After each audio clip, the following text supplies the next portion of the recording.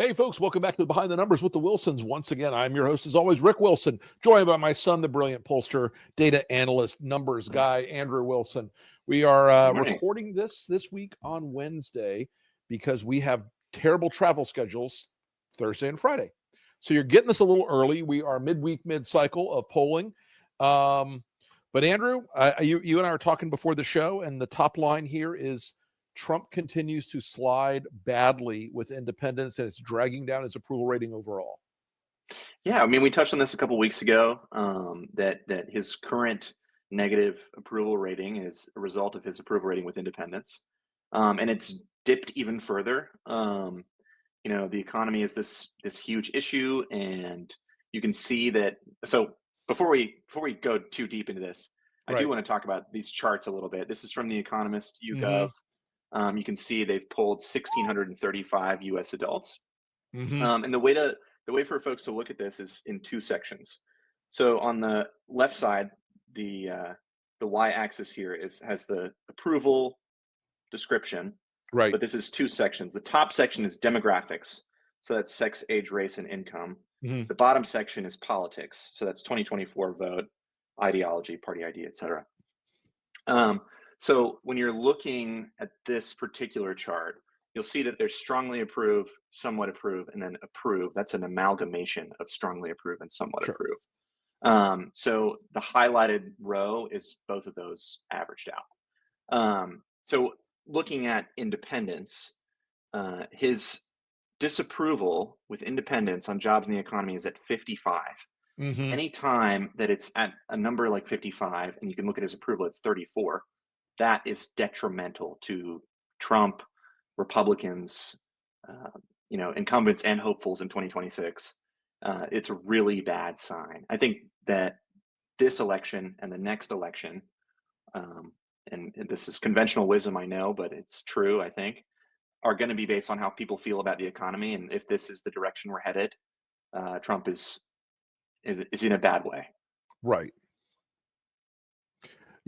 I think one of the things that you still see in this that Trump's sustained his base with the economic questions. And honestly, the thing that I find interesting about that is there's a sort of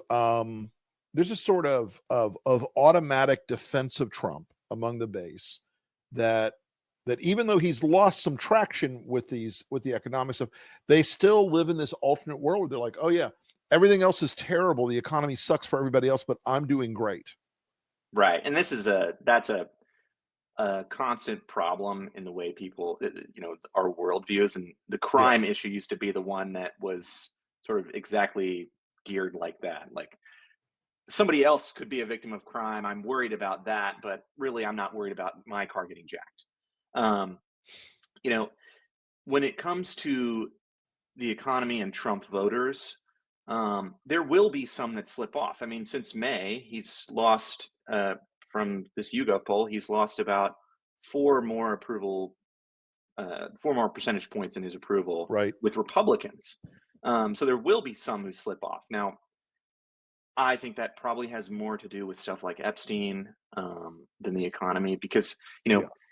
breaking the image of Trump as the great businessman with Republicans, I think, is a very tall order, and not likely to happen anytime soon. I've been slogging up that hill since 2015, and it is that Mark Burnett, the producer of The Apprentice, did America a great disservice by imaging him as a brilliant businessman and negotiator. He has run 6 businesses onto the rocks of bankruptcy, but that show made him look like the richest man in the world. And I had people in focus groups like, no, Donald Trump owns all the buildings in Manhattan. And we said, like, I had the moderator. I sent him a message I texted him a message. I said, tell her he doesn't. And he's like, well, would you be surprised to know that Trump only owns 2 buildings in Manhattan and is an investor in 2 more? Nope, you're lying. Fake news. And this was before fake news was a thing. So yeah, that you're right. That image with them is really hard to crack. But his overall approval is not. Let's bring up the other slide, the non-economic slide. His overall approval is also taking a beating. It is. I mean, when, again, I'll reiterate, when his approval is somewhere in the 40s, the mid 40s, or the Mhm. low 40s, he is in big trouble with the voters. And And this is a looking at decent poll for him, given a lot of the other surveys that are out there. it is. 42, I think, would be on the high end of his Mhm. approval right now. He's Mhm. between 40 and 42. Is probably where I'd expect to see him on most Yeah. things. But again, I think it's really important that we look at what's happening with independents. He is being dragged down severely by his approval rating with independents. 37% Brutal. say they approve. That is a really, really poor Brutal. number for a president at this time in his term. Right. Um, I I don't know how you come back from that. What he's going to, the play with the National Guard in DC seems like another distraction. It is. Um, but is that going to? I don't think that's going to improve his approval rating. It's going to No. introduce another toxic issue for him, I think, and it's But going to I break think off even I mean, more I think people. I think you look at this consolidated sort of view here, and where is his juice still? To the degree that it has any, it's 65 pluses, it's white people. I mean, one of the things that everybody was talking about, like, oh, he's rebuilt the whole coalition. If you've got a 14% approval from African Americans and a 33% approval from Hispanics, you have not rebuilt a coalition at all. You have lost. You're back to the He's meme. lost everything he gained during the course of this election, right? I think that was the big gamble with a lot of this stuff that he's done. When you build a coalition, and we've seen this before, it's not as if that coalition is suddenly going to stick with you in perpetuity. You haven't won them for all time, and Right. You especially you those you people you you've just dragged in, rented them. You don't own them. right? Especially, he got these people in the last election. It's not been 2 elections or 3 elections and a Right. midterm or anything like that. It's not a trend. It was a recent reversal, and they were not strongly committed to Trump. I do not think that they were.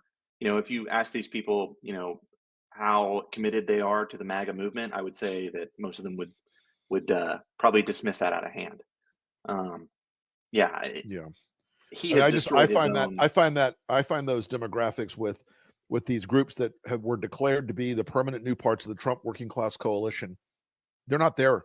So I mean, this if you're a Republican campaign advisor right now to one of the many vulnerable GOP seats, you've got to be looking at these numbers and going, I'm caught in a trap.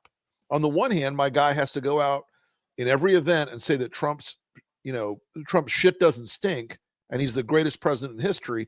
And on the other hand, you've got a bunch of people you have to win over in these more purple seats who, as these numbers are showing us and as the consistent pattern has been, they don't like him. They don't like what he's doing. And with independent voters who are overrepresented in all the 26 of these seats that we're looking at, I mean, if you're a Republican candidate right now, you've got to be really hating your life.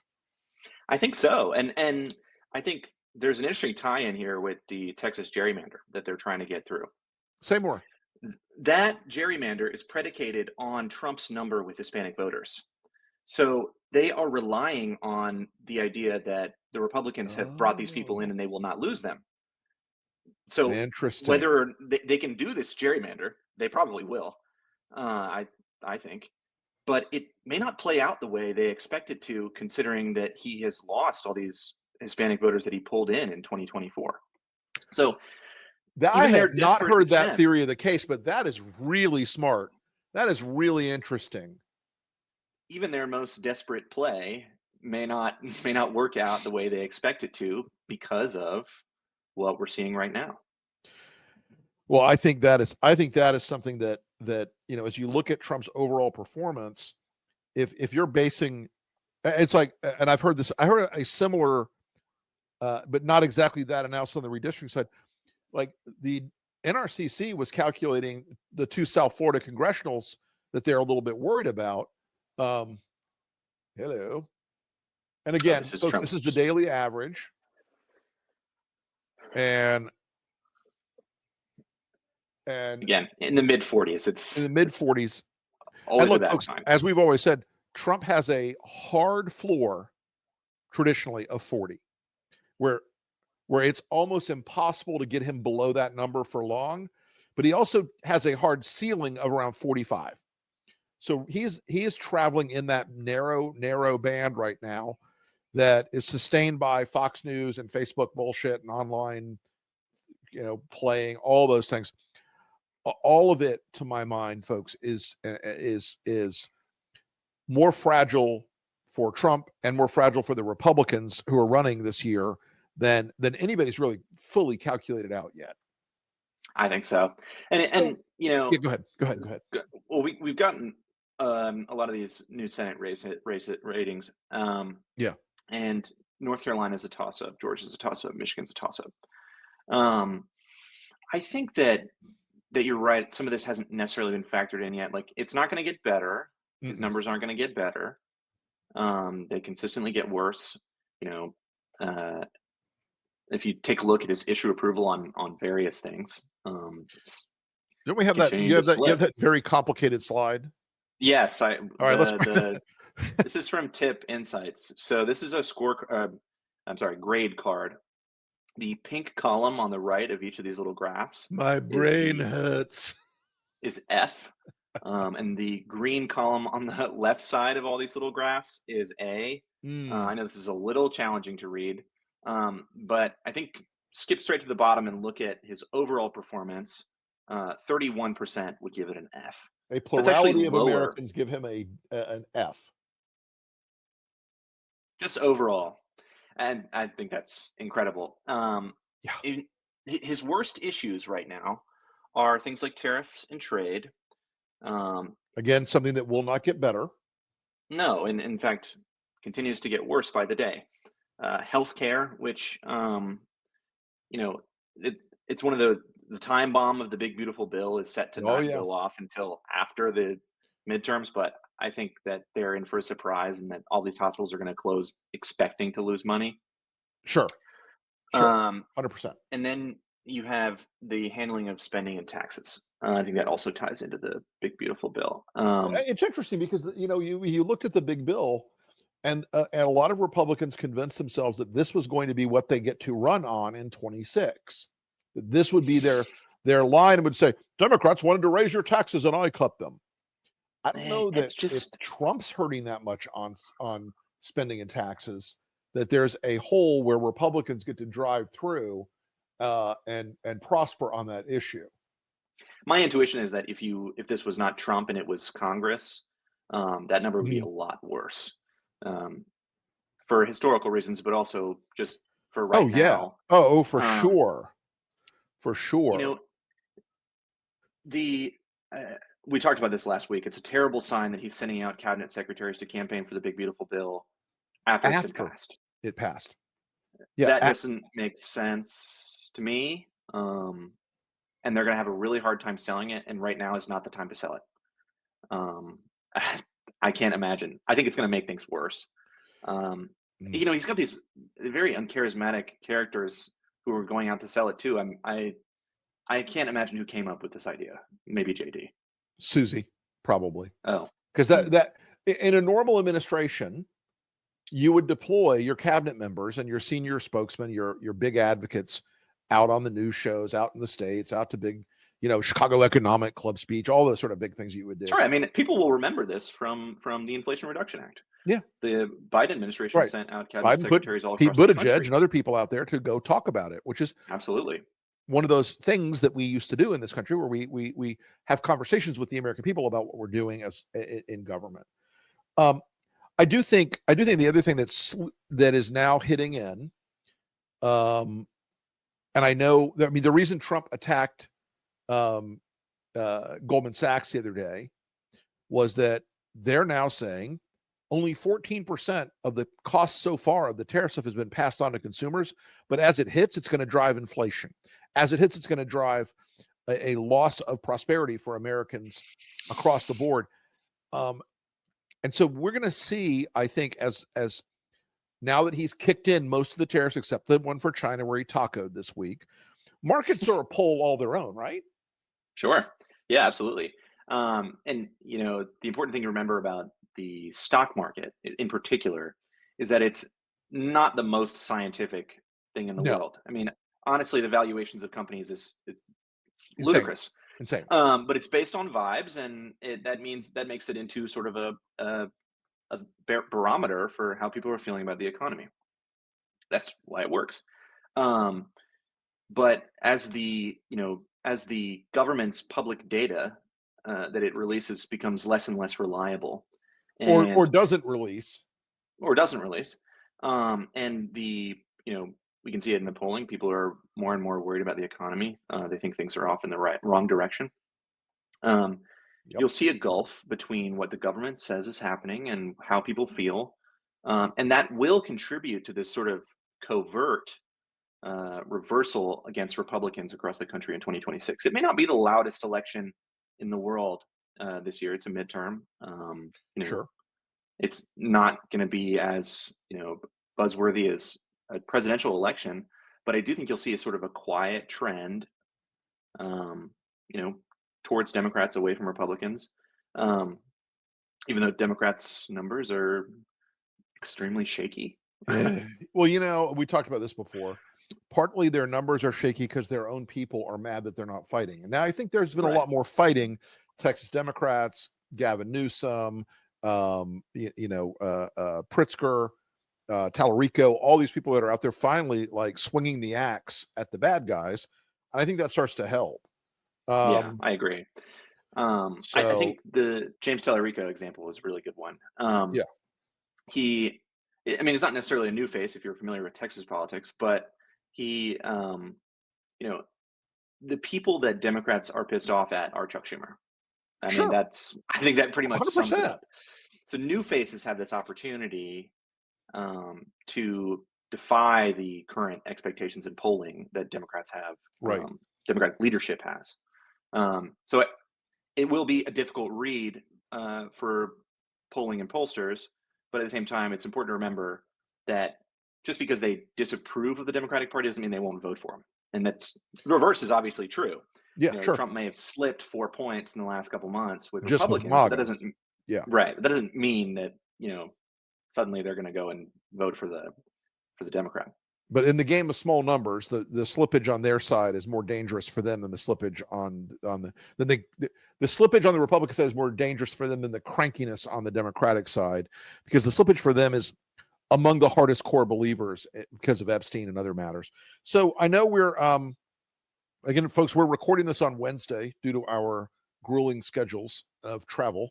And but Andrew, we've got some more drops coming out later this week. What else is coming out in the polling this week we should be watching out for?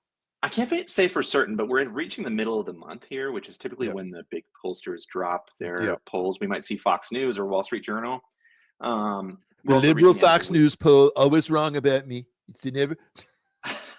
I love the Fox News poll. It's actually a pretty robust poll. It is. It's usually pretty well done, and whatever bias there is in it is relatively transparent. Yeah. So we'll see more big polls in the middle of this month. But really, I think the thing to look forward to right now, and now's the time to really start talking about it, is these gubernatorial elections in Virginia. Oh yeah. That will be the first big test for Democrats, not only, but also, Trump's whole agenda is on the ballot in Virginia. It's tariffs and trade, it's Doge, it's everything that he's done so far. And not that, Democrats need any help in Alexandria, but the Right. DC crackdown is going to make waves all across that region. Just like Doge did, it's going to be a signal to the people in Virginia and Maryland and the 7 big counties in Virginia in the north part of the state, folks. They comprise about 60% of the modeled turnout for the governor's race. Those 7 big counties have lost hundreds of thousands of jobs because of the Doge cuts. Now they're watching an armed camp in DC, and they're watching the continued sort of corruption and collapse of the government, where a lot of those folks have worked or work, and a lot of the family members. The ripple effect of Doge among families in Northern Virginia is insane. It is going to be. I mean, just as an example, if you manage or run a hotel, there are many fewer people coming in from across the country, but That's also right. across the world to places to Washington D.C. because of Mhm. what's happening. Right. So it's not just that federal workers are losing their jobs. Every single person in the economy is getting dragged down. I mean, there's really no sector of the economy where you can threaten that many jobs and expect that things aren't going to go belly up. Right. Um, Right. but If somebody went out and this said, we're especially, gonna try to cut a third of all the coal miners or oil workers or auto workers, people would lose their shit. And whether you like it or not, folks, the government sector is a big part of the economy of this country, whether you like it or not. Well, you can argue that point all day long, but sure, but it's real, it's there, and this in an interesting way. The architect of 2026, in many ways, folks, is Elon Musk. He's the radioactive gift that keeps on giving. Speaking of radioactive gifts that keeps on giving, Andrew, we will not talk about this today, but Andrew is working on new Epstein polling, which we will reveal to you next week. oh yeah, yeah, yeah, let's do it. It's We're going to be excited fun. about the Epstein polling. Yes.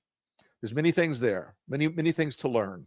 All right, folks, Many. listen, we appreciate you as always tuning into Lincoln Square. This has been Behind the Numbers with the Wilsons. As always, we're happy to join you every Friday, virtually this Friday, but normally we are here on Fridays. It's always fun to talk about these things with Andrew. Andrew, we will see you again next time. Thanks, everybody. Awesome. Thank you.